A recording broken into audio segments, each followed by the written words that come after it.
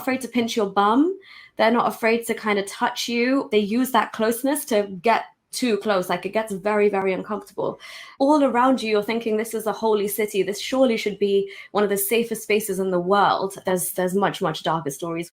My parents went to Hajj, they went to the pilgrimage. Before they went, they were given so many warnings about what they should do during the Hajj. And I witnessed the same thing when other people went to the Hajj. And there was one warning that stuck out so much, that women should be especially careful during the Hajj, and that my father should always stay very close to my mother and never let go of her hand. I remember this one conversation about cabs, about taxis. They were saying that my father should go in first and let my mother out first, because many things happen, like women being sexually harassed, having their belongings stolen more often, or even being abducted or something.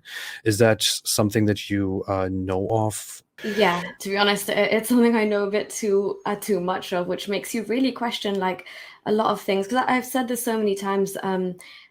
This amount of stories of women, even if like my dad had the same fears when we would go as a family, you know. So it becomes really kind of intense and awkward and dangerous, even when you're doing tawaf, like when you're circumambulating the Kaaba. Especially, like I said, in Ramadan times, it's like a mini Hajj at that point. So it's like the same amount of rush. But honestly, they're not afraid to pinch your bum. They're not afraid to kind of touch you, or you're in an abaya, but they use that closeness to get too close. Like, it gets very, very uncomfortable. And you're kind of in shock at that moment, because the Kaaba's here and you're here getting touched up by some man who's in ihram and supposed to be here cleansing his soul and heart and purifying himself.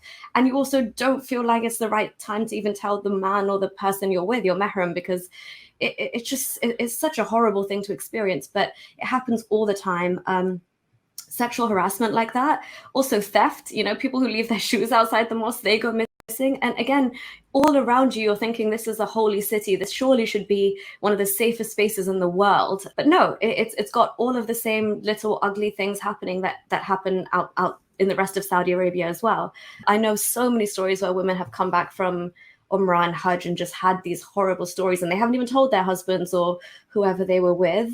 And then obviously, like, there's much, much darker stories, which probably will very much kill the mood of this conversation. But even one of my own teachers from high school had like the most horrific experience happen to her, where she was in a taxi and the guy just took a detour and drove her into the middle of the desert and raped her and just left her there. And she somehow made it back. But all I saw of her was she came to school to collect her belongings and she just left the country. And you can't even imagine like what would have happened. And the fact that she just silently left the country, knowing there's no justice that she would ever get in Saudi Arabia, nobody would be held accountable, just speaks volumes. Sorry, AP, for killing the vibe there. No, these are things that need to be said. I mean, this is something that even deserves its own talk. This should be separately addressed.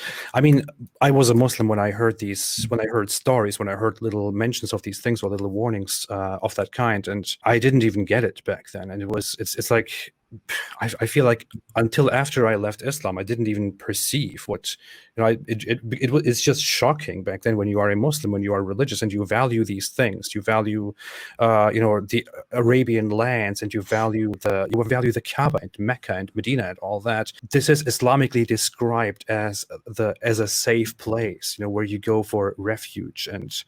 And then you think, wow, in that holy place, the holiest place of all, you have men everywhere or others everywhere trying to engage in extremely terrible behavior, in abusing women and abusing others, and in groping and rape and theft and all that. I didn't even get it back then. And only after I left Islam, I thought, wait a minute, what the hell? Yeah, and unfortunately, you internalize it and you think, okay, this is just a woman and this is maybe something I have to deal with, you know. And I never had the audacity to tell my dad, just out of like, I can't even bring that to my lips. Like, what would he think and say? But obviously now I think completely differently. But at that point, you genuinely do think, okay, this is just something I have to deal with as a woman, but it's something I deal with alone. And because again of the context that's happening in, you're just doubly as shocked, right?